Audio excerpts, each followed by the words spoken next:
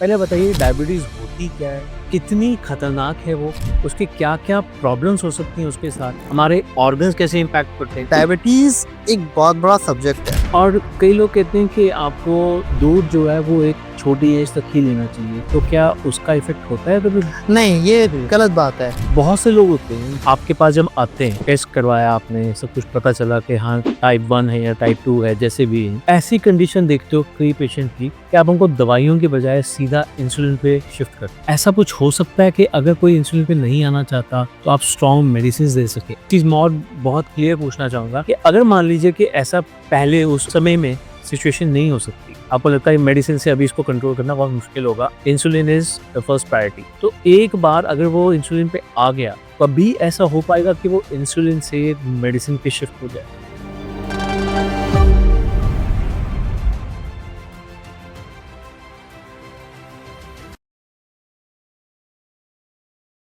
Hello friends, आज की शाम कड़क चाय के साथ आप सभी का बहुत बहुत स्वागत है। आज हमारे जो गेस्ट हैं वो हैं एक डॉक्टर। ये सिर्फ डॉक्टर नहीं है, ये बहुत ही रिनोन डॉक्टर हैं। इनके रिव्यूज देखने के बाद एक्चुअली मेरे पास इनका रेफरेंस ऐसे आया कि मेरे कुछ फ्रेंड्स थे जिन्होंने मेरे को इनके बारे में बताया। उन्होंने बताया कि इन्होंने उनको डायबिटीज रिवर्सल में बहुत मदद की।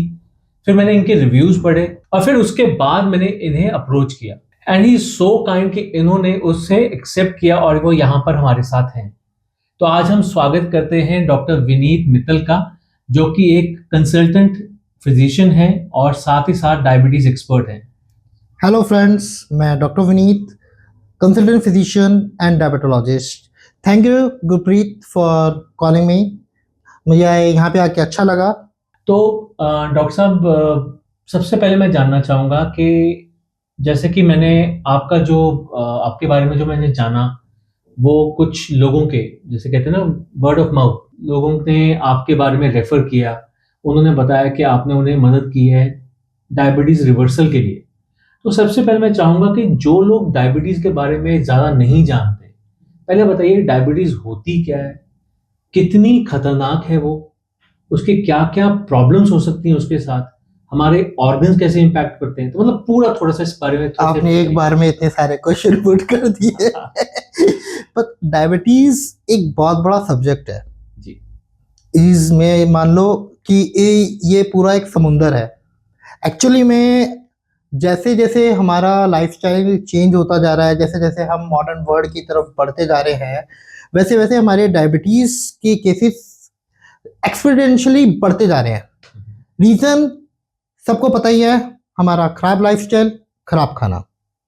डायबिटीज होती क्यों है? सबसे पहला क्वेश्चन जो आपका ये था। जी। डायबिटीज होती इस कारण है क्योंकि हमारे जो पेंक्रियाज हैं उसमें बीटा सेल्स होते हैं, वो इंसुलिन को रिलीज करते हैं, जो शुगर जो हमारी बॉडी के अंदर बनी होती है उसको यूटिलाइज करने में मदद करता है।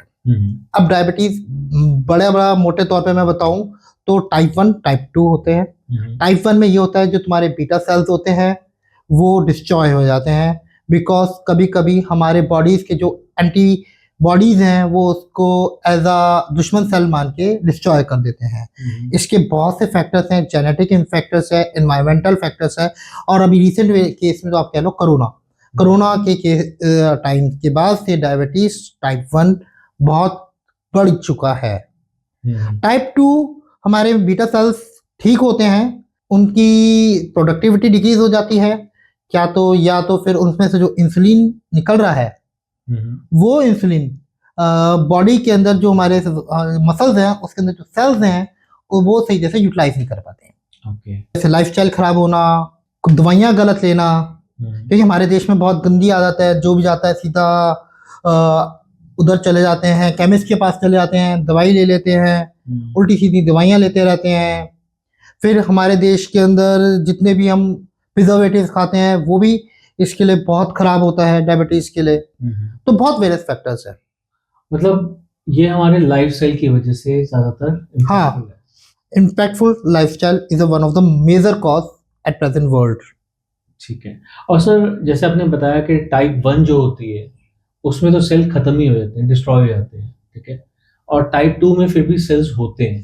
तो जो डायबिटीज रिवर्सल होता है वो टाइप 2 में होता है या फिर दोनों में हो सकता है? टाइप 2 में होता है। डायबिटीज रिवर्सल का मतलब ये है कि आपके जो सेल्स हैं बचे हुए हैं उसकी प्रोडक्टिविटी सही करना, प्लस जो इंसुलिन हमारी मसल्स के ऊपर एक्ट करते हैं वो जो रेजिस्टेंस पैदा हो गया है उस रेजिस्टेंस को कम करना, और ताकि वो अच्छी तरह से काम कर सके।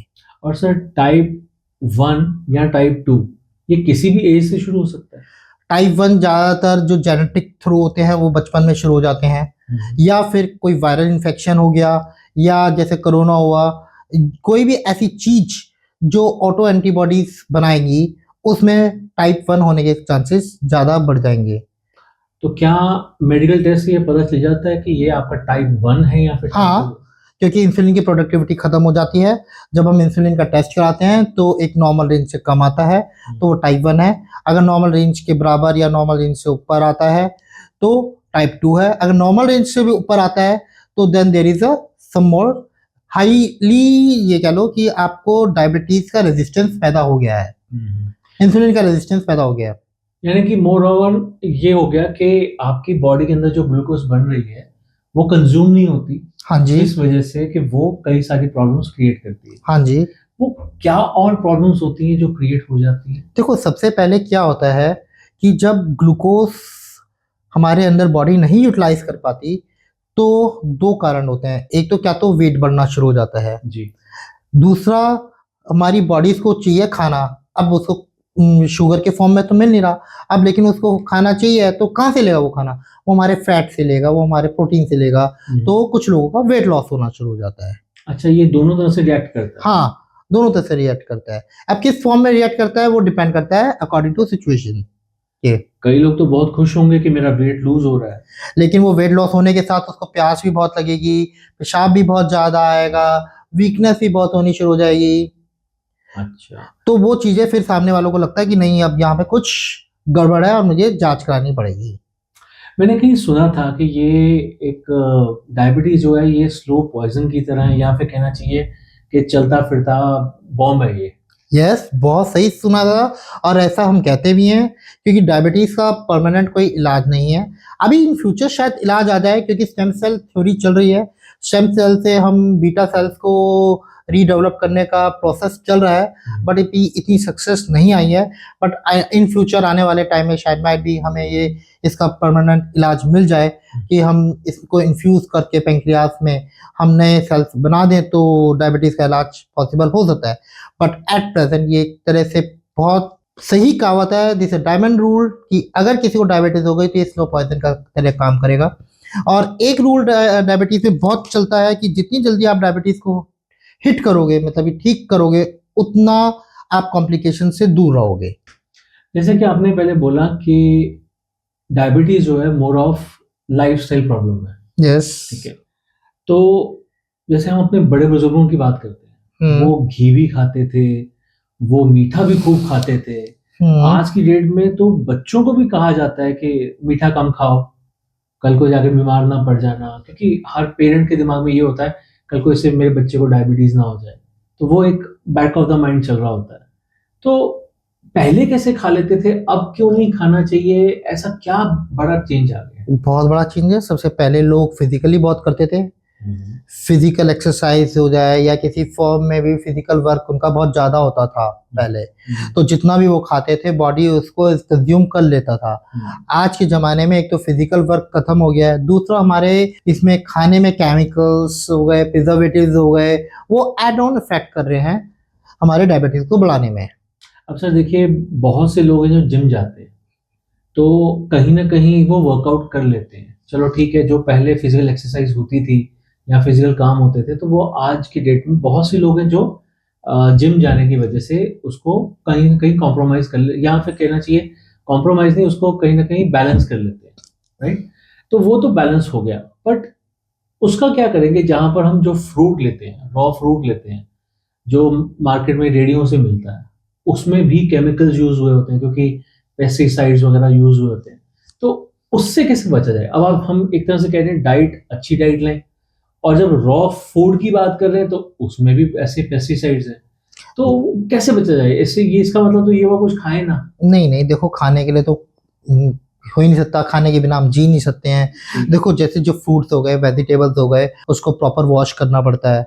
और आजकल क्या बहुत सी चीजें हैं जो मैं अपने पेशेंट्स को रिकमेंड करता हूँ कि नमक के पानी में उसको धोना चाहिए। नमक क्या करता है, ऊपर जो केमिकल वाला पार्ट है वो निकाल देता है, और उसको धोने के बाद हल्के गर्म पानी से आप वॉश कर लो तो मोस्ट ऑफ द जो केमिकल्स ऊपर की तरफ है वो वॉश आउट हो जाता है। कुछ लोग कहते हैं KMnO4 जो होता है, पोटेशियम पर मैग्नेट करते हैं, उसके भी कुछ ड्रॉप से भी ये जो है पेस्टिसाइड्स डिजॉल्व हो जाते हैं। बट मैंने भी इस पर ज़्यादा वर्कआउट नहीं करा, ना मैं सजेस्ट करता जी, क्योंकि वो फिर भी है तो केमिकल, अल्टीमेटली पोटेशियम मैग्नीज उसका कंपाउंड है। अब मैग्नीज का कंपाउंड हमें हमारी बॉडी को जरूरत नहीं है मोस्टली। तो बेस्ट ये है कि सॉल्ट से डाल के आप वॉश करो तो ज्यादा बेटर रहेगा। यानी कि जितने भी वेजिटेबल्स या फिर फ्रूट्स हम लाते हैं, सबसे पहले उसे, आपकी रिकमेंडेशन है कि नमक के पानी से उसे साफ करना हाँ, नमक के पानी से साफ करना उसे चाहिए। कुछ समय के लिए सोक करके रखें और हाँ, बाद में हम क्लियर वाटर से उसको साफ कर ले। तो ये तो हो गया रॉ फूड की बात हो गई। इसके अलावा क्या हम घी, सरसों का तेल, रिफाइंड, चीनी, गुड़, क्या इन चीजों का सेवन कर सकते हैं हेल्दी खाने के साथ? मतलब एक प्रोपोर्शन अगर कम रखें, जैसे आपने बोला पहले तो सब खा लेते थे क्योंकि हेल्दी काम होता था, ज्यादा वर्कआउट होता था।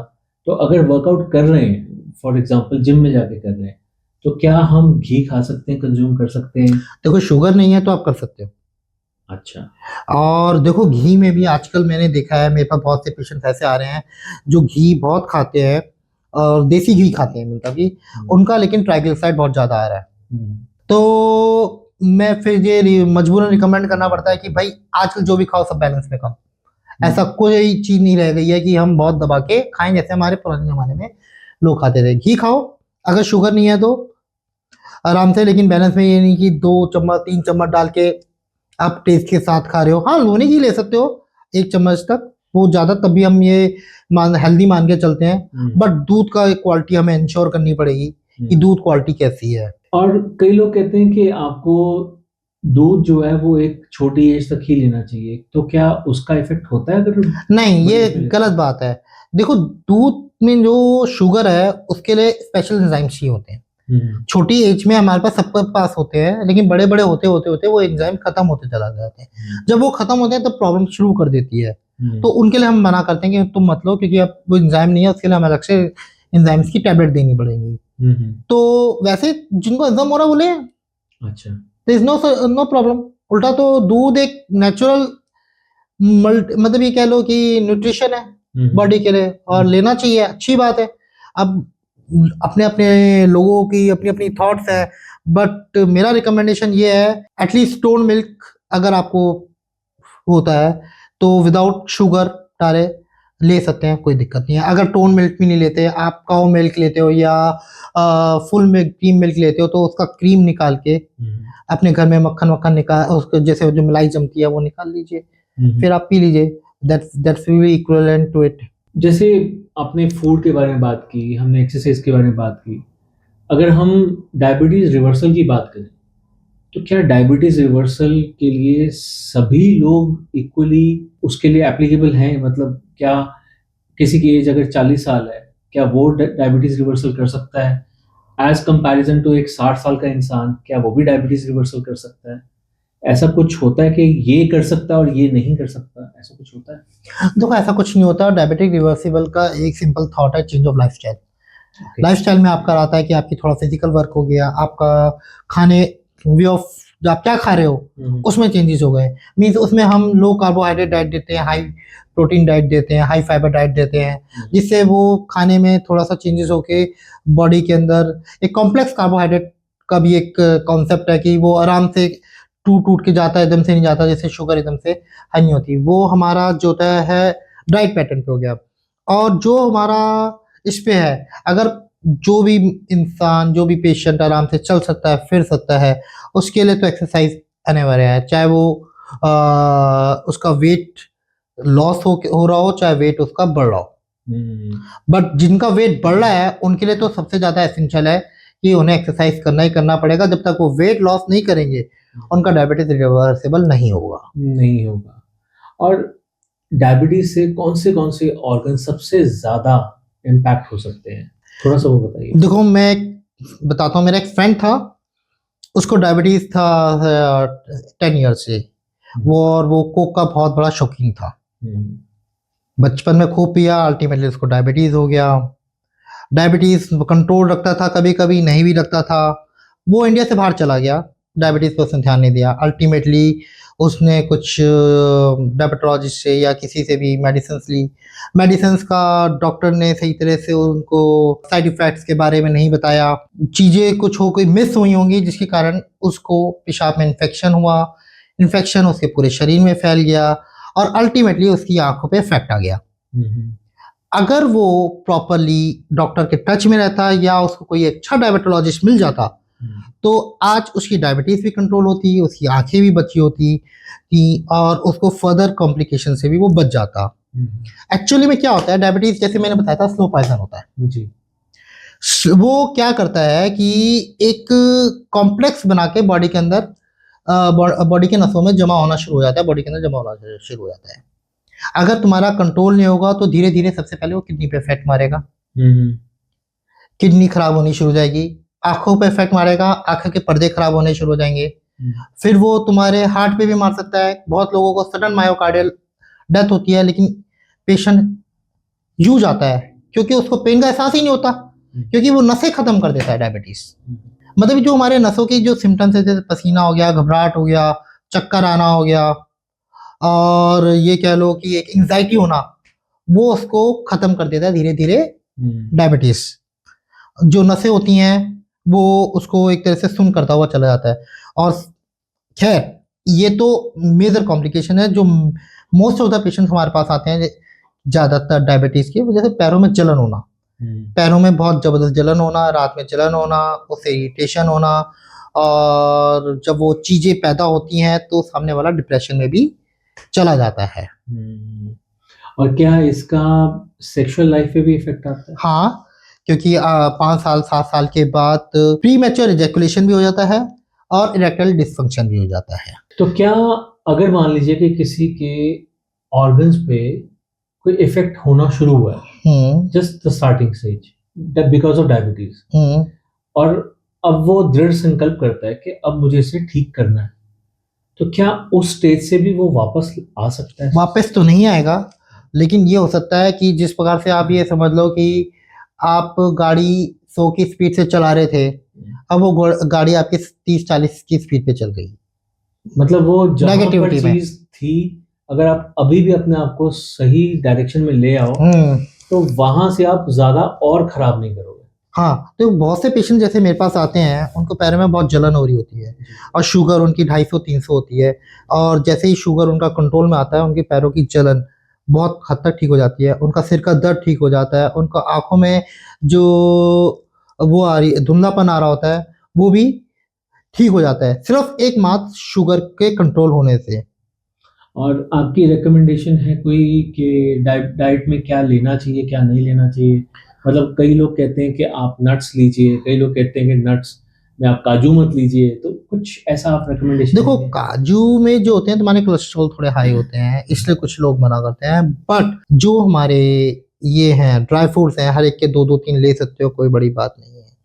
और डिपेंड करता है कि पेशेंट टू पेशेंट के ऊपर। जैसे मेरे पास पेशेंट्स जो भी आते हैं, मैं ज़्यादातर कोशिश करता हूँ कि उनको किसी भी डाइटिशियन के पास ना भेजूं, क्योंकि dietitian is good for controlling sugar, लेकिन वो पैटर्न उनका इस प्रकार से होता है कि 3 महीने 6 महीने के बाद पेशेंट जो होता है बोर हो जाता है, वो पैटर्न तोड़ देता है। जैसे उसने पैटर्न तोड़ा, शुगर एकदम से हाई हो गया, फिर उसके दिमाग में ये रहता है डॉक्टर साहब ने पता नहीं लास्ट टाइम गया था, मैंने क्या मेडिसिन बदल दी, मेरा शुगर बढ़ गया।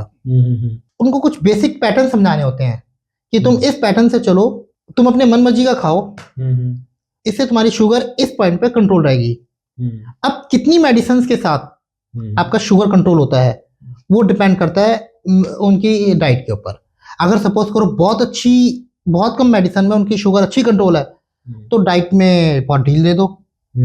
अगर बिल्कुल कंट्रोल नहीं हो रहा डाइट को स्क्वीज कर दो। मैं आपको एक किस्सा सुनाता हूँ। मेरे पास एक पेशेंट आया, जी। वो अपनी 60 साल की मदर के साथ आया। उसने छूटते ही बोला, सर मुझे बहुत दुख होता है कि मैं आम खा रहा हूँ, मैं अपनी माँ को आम नहीं खिला सकता।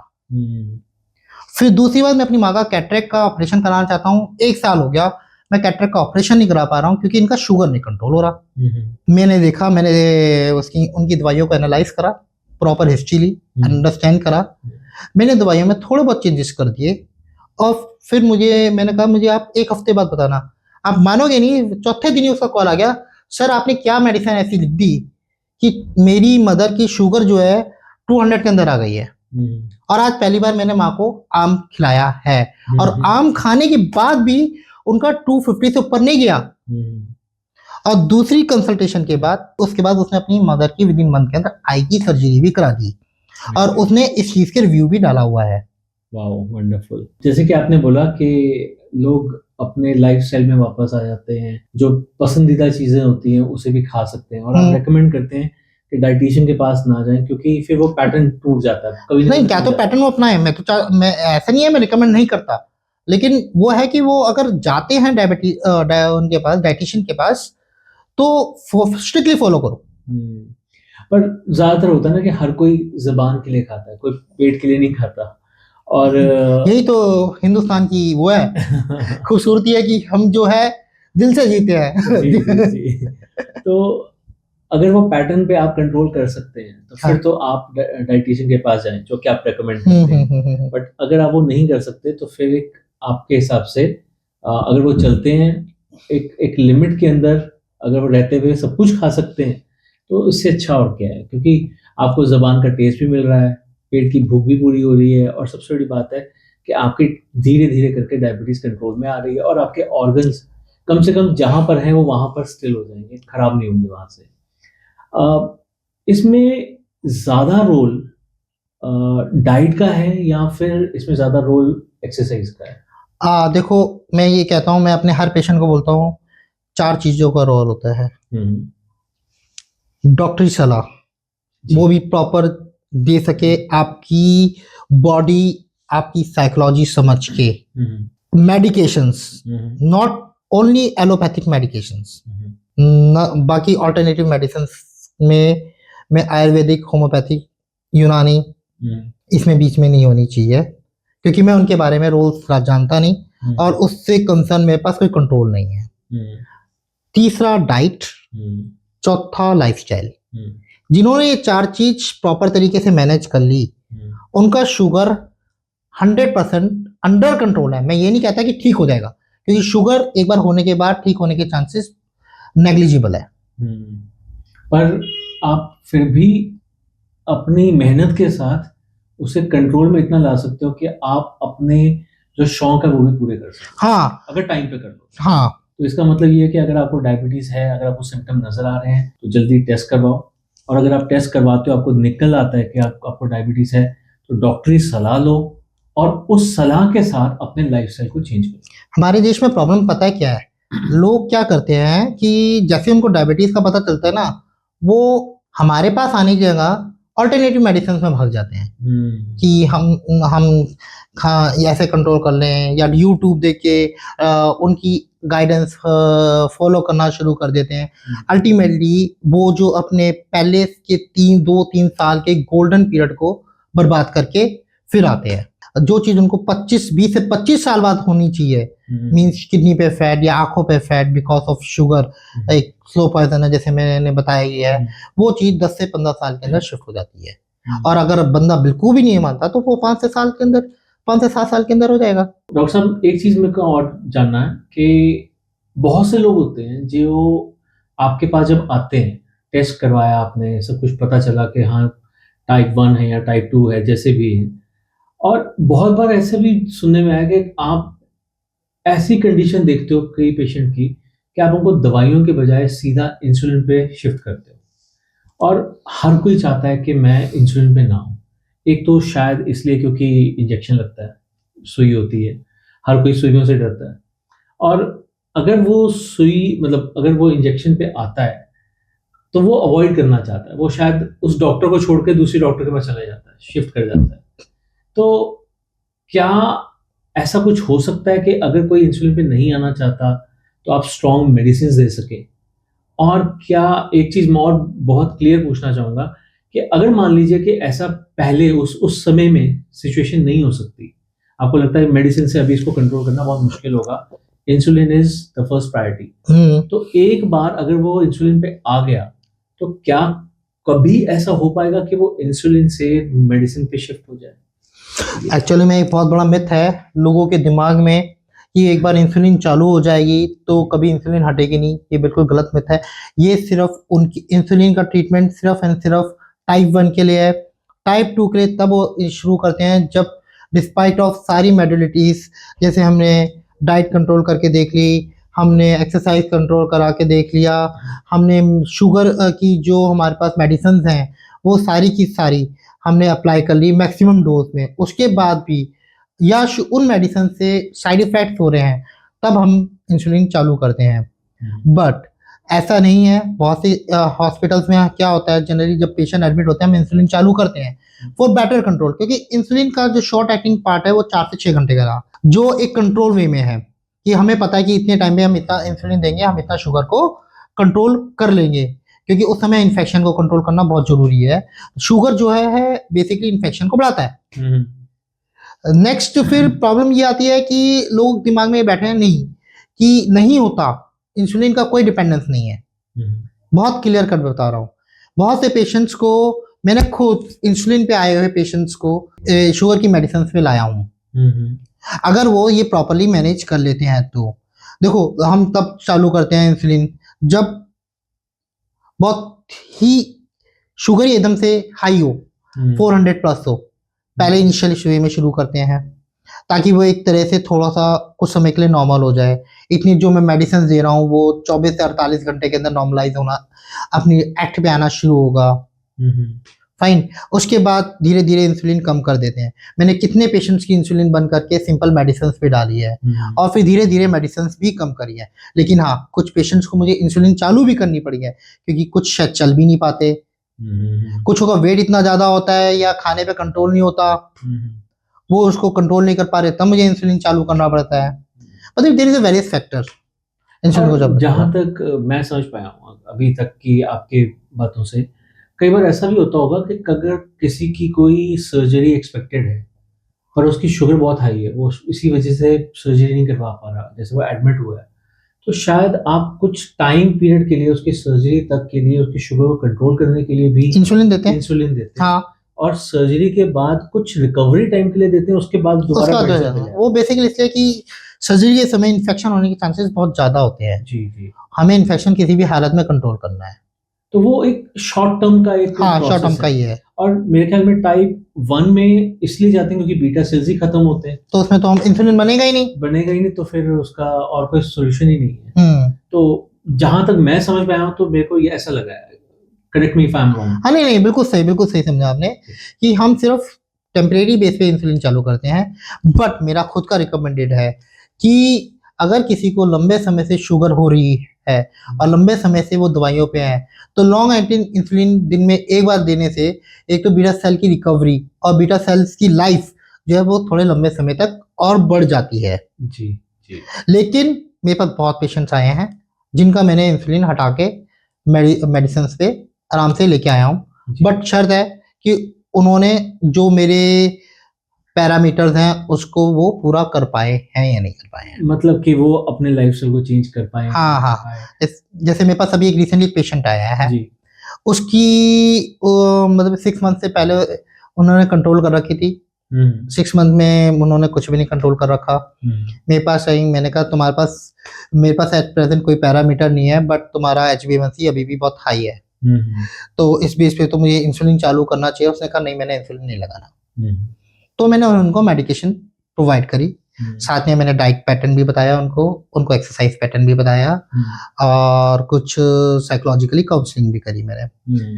तो शुरू में पहले 3 दिन तो उन्होंने मैसेज किया, सर मेरी शुगर तो खाना खाने से पहले 250 आ रही है, खाना खाने के बाद 500 प्लस आ रही है। मैंने कहा अभी आपने 1 दिन लिया है, शुगर की दवाइयों को थोड़ा सा मेटाबलाइज होने दो, थोड़ा बॉडी के अंदर जमने दो। तो फिर तीसरे चौथे दिन में में उस उनको फिर मैंने थोड़ा सा एक्सरसाइज का और पैटर्न समझाया। वो जब उन्होंने किया तो उसका शुगर का 5वें दिन में, जहाँ खाना खाने के बाद 550 आ रही थी, वो खाना खाने के बाद 350 आ गई। तो वो धीरे धीरे अब सेकंड कंसल्टेशन चालू हुई है मेरी उसके साथ, उसके में मैंने थोड़ी सी मेडिसिन और अपग्रेड करी है। कि मेरी पूरी कोशिश ये है कि उस लेडी को शुगर की इंसुलिन, मतलब इंसुलिन पे ना लेके जाऊं, लेकिन जिस प्रकार से आए थे उस प्रकार से इंसुलिन कोई भी होता तो शुरू कर दिया, नहीं पहले तो आप इंसुलिन चालू करो, ये बहुत हाई जा रहा है।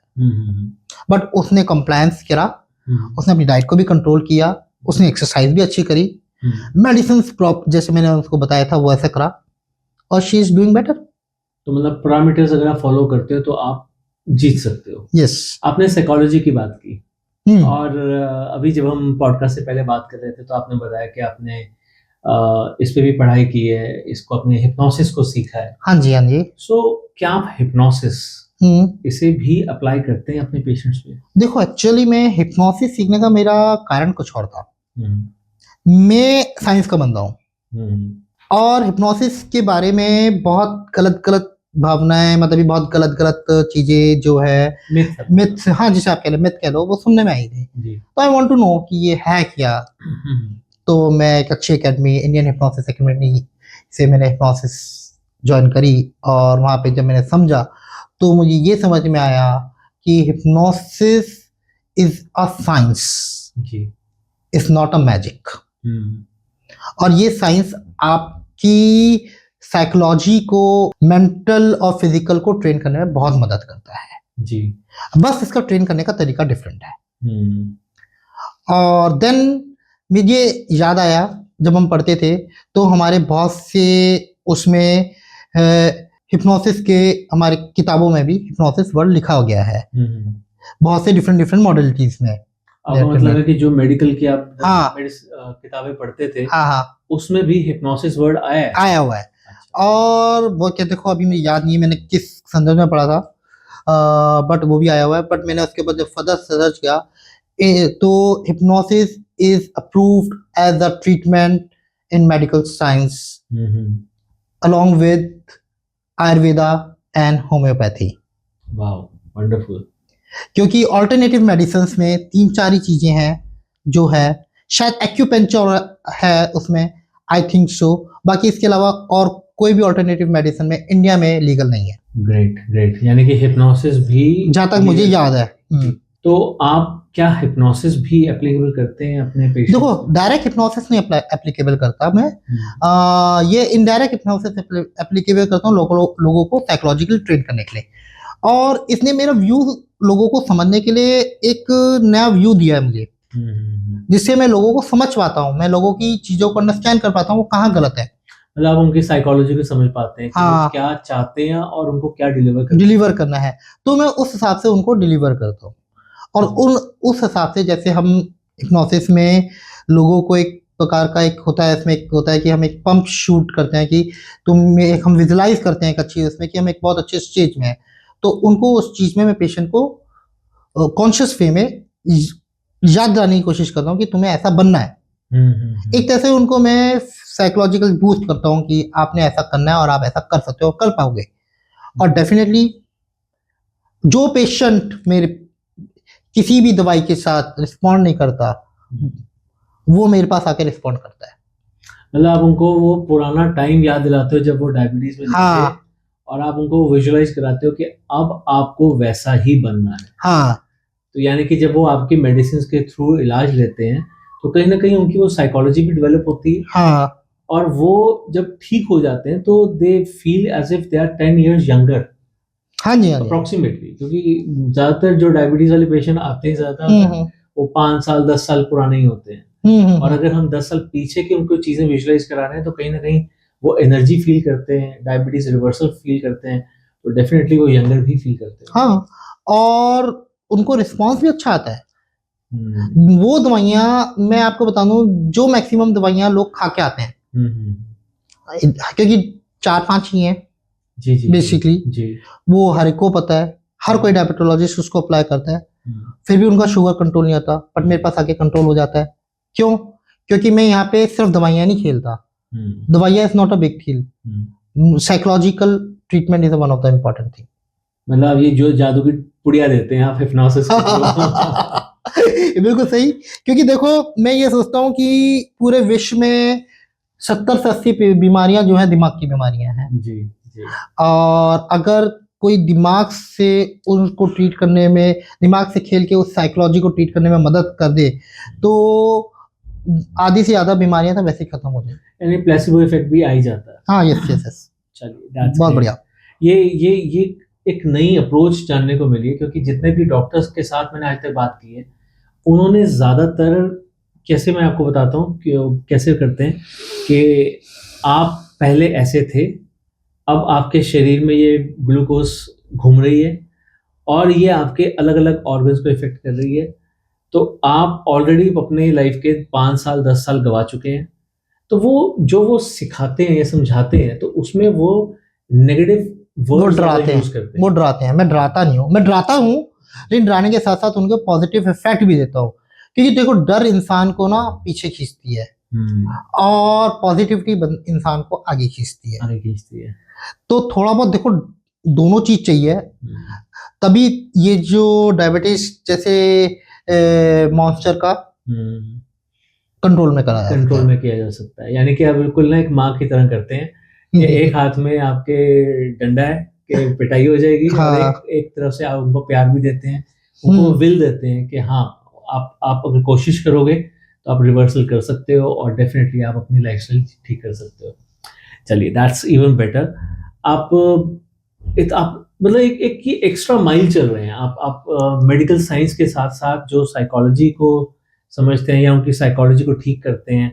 क्या ऐसा भी होता है कि साइकोलॉजी की वजह से एल्डरली पेशेंट्स भी जल्दी रिकवर कर पाते हैं? क्योंकि मेरे पास एक आपका ना एक जिन्होंने मेरे को रेकमेंड किया था आपके बारे में, उनकी मदर का आपने किया था रिवर्सल, तो आई वाज मतलब मैं भी शॉक हुआ था जान के कि इस एज में भी ऐसा ठीक हो सकता है। हाँ, क्योंकि एक्चुअली में ये होता है कि जो एल्डरली पेशेंट्स होते हैं वो क्या सोचते हैं कि गुड़ खा लेते हैं, खांड खा लेते हैं,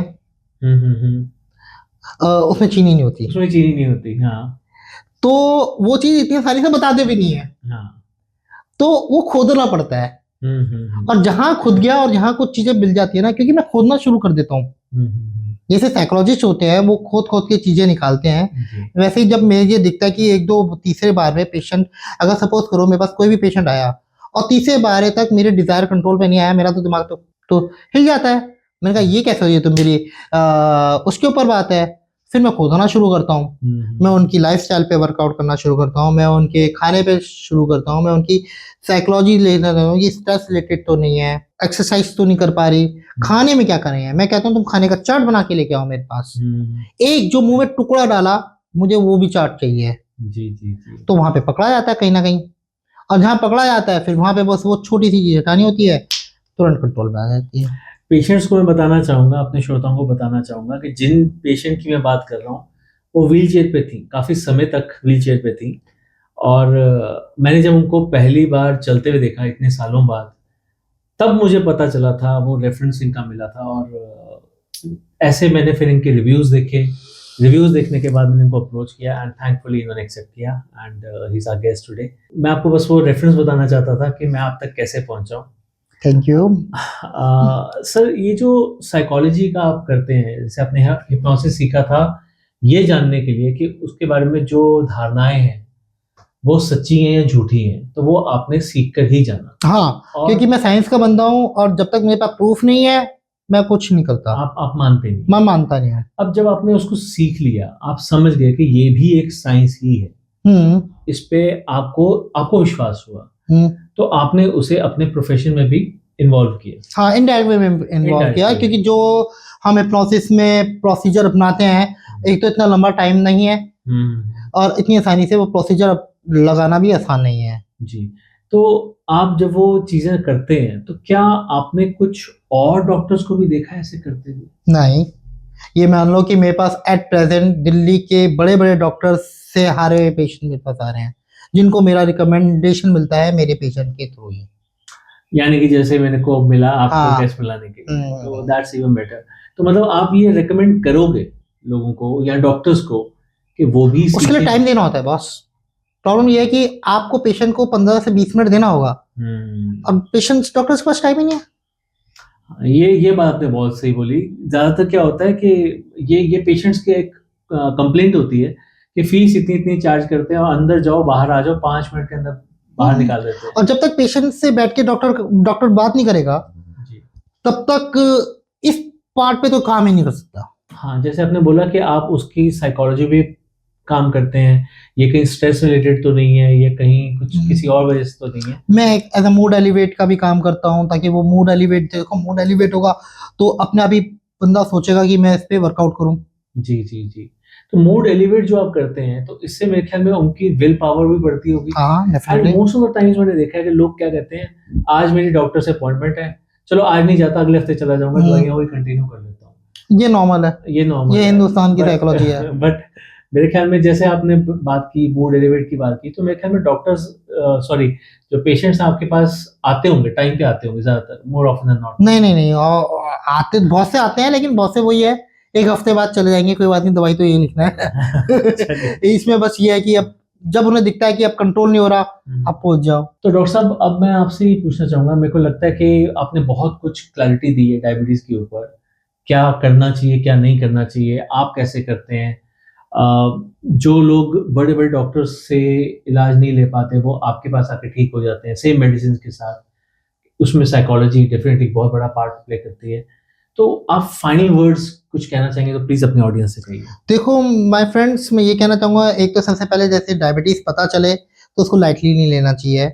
अपने क्या तो मुझको या अपने नियर बाय डॉक्टर को दिखा के अब इनिशियल ट्रीटमेंट शुरू कर लेना चाहिए। दूसरा, डायबिटीज को कंट्रोल करने के लिए का डाइट मैनेजमेंट हो गया, लाइफस्टाइल मैनेजमेंट हो गया, वो बहुत इंपॉर्टेंट है। अगर नहीं समझ में आता तो फॉलो समवन, या आप मेरे पास भी आ सकते हो। I will guide you at my level best. देखो इंडिया में ये कह लो कि मोस्टली पॉपुलेशंस को डायबिटीज है, जिसमें से आधे से ज्यादा को तो पता ही नहीं। जिनको पता है वो प्रॉपर ट्रीटमेंट लेते नहीं है, और जो लेते हैं वो समझ लो 100 में से हार्डली 5 से 10% लेते हैं। मतलब ये कह लो हर 100 में से सिर्फ 10 बंदा लेता है, और उस 10 बंदे में से भी 3 या 4 बंदे की प्रॉपर कंट्रोल है। बाकी के, क्योंकि लोगों को ना कंट्रोल करने का कारण ये है कि वो डॉक्टर के पास जाएंगे, पैसा लगेगा, हम पैसा क्यों बर्बाद करें। जबकि ये भूल जाते हैं कि वो और जगह सेल्स पे इतना पैसा खराब करते हैं, इतना कुछ चलते हैं। तो इस जब तक तुम्हारी सेहत अच्छी नहीं होगी तो लाइफ का कोई मतलब नहीं है। बिल्कुल ठीक। पहली बात। दूसरी बात, लोग आलस कर जाते हैं राइट। कि यार चले जाएंगे, कल चले जाएंगे। तीसरी बात कि अरे नहीं, आज ये त्योहार है, ये खा लेते हैं, आज उसकी शादी, आज ये खा लेते हैं, आज वो खा लेते हैं, फिर चले जाएंगे। खाओ, मैं तो कह रहा हूँ कि इंजॉय करो सारे त्योहार, सारी क्या कहते हैं आपके जितने भी फंक्शन है, सब इंजॉय करो, लेकिन अपने डॉक्टर को लूप में जरूर रखो। चाहे आपको महीने में एक बार आके उनसे सिंपल हाई हेलो ही करना पड़े। कितना लेगा जाते, 500, 1000 रुपए, 1500 रुपए? मेरे ख्याल में 1500 रुपए से ज्यादा किसी डायबिटोलॉजिस्ट की फीस नहीं है। और 500 रुपए से कम कोई अगर है तो वो डायबिटोलॉजिस्ट नहीं है। राइट। ठीक है, सिर्फ अगर इसमें भी कर लोगे तो आपका शुगर जो है आपका कंट्रोल में रहेगा, कंट्रोल में रहेगा, और फिर आप एक अच्छा फील करोगे लाइफ में, आप लाइफ को अच्छी तरह से एंजॉय कर पाओगे। जी।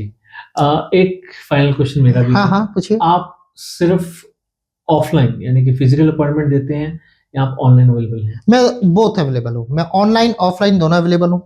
ठीक है। और इसमें क्या कहते हैं, डायबिटीज में ऑफलाइन ऑनलाइन से कोई मतलब नहीं होता। जी। एक टॉक्स होती है बस। जी, जी। हाँ, मोस्ट ऑफ द टाइम्स आपको अपनी रिपोर्ट शेयर करनी होती है, उसके बेसिस पे आप अपनी रिकमेंडेशन देते हैं। तो आप सबसे मैं कहना चाहूँगा कि अगर आप डॉक्टर विनीत मित्तल से मिलना चाहते हैं या फिर आप उनसे अपॉइंटमेंट लेना चाहते हैं, तो उनकी कॉन्टैक्ट डिटेल्स जो हैं वो आप डिस्क्रिप्शन बॉक्स में देख सकते हैं। आपको उनका कॉन्टैक्ट डिटेल्स पूरी तरह से मेंशन होगा। आप इनसे अगर अपॉइंटमेंट चाहते हैं तो आप इनसे कॉन्टैक्ट डायरेक्टली कर सकते हैं। आप समझ पाए होंगे कि डायबिटीज़ क्या होती है, किन-किन चीज़ों से हम उससे बच सकते हैं, और अगर हो गई है तो तब भी लाइफ खत्म नहीं होगी, तब भी लाइफ बहुत लंबी है, हम तब भी बहुत अच्छे अपनी लाइफ जी सकते हैं। बस हमें उन डॉक्टर के साथ कंसल्ट करते रहना है, और अपने आप को कंट्रोल में थोड़ा सा रखना है। सो विद दैट थॉट के आगे हमारी लाइफ बहुत अच्छी हो, हिंदुस्तान में हर कोई बहुत स्वस्थ हो और हमें ऐसे अच्छे अच्छे डॉक्टर्स मिलते रहें जो हमारे दोस्त बन के रहें और हमेशा हमें डॉक्टर से मेडिसिन के बारे में कम बात करनी पड़े, अपनी लाइफस्टाइल के बारे में ज़्यादा बात करनी हो। तो इसी थॉट के साथ हम आगे बढ़ते हैं। कड़क चाय में फिर दोबारा मिलेंगे किसी और टॉपिक के ऊपर, दोबारा मिलेंगे। धन्यवाद, बहुत बहुत धन्यवाद। Thank you.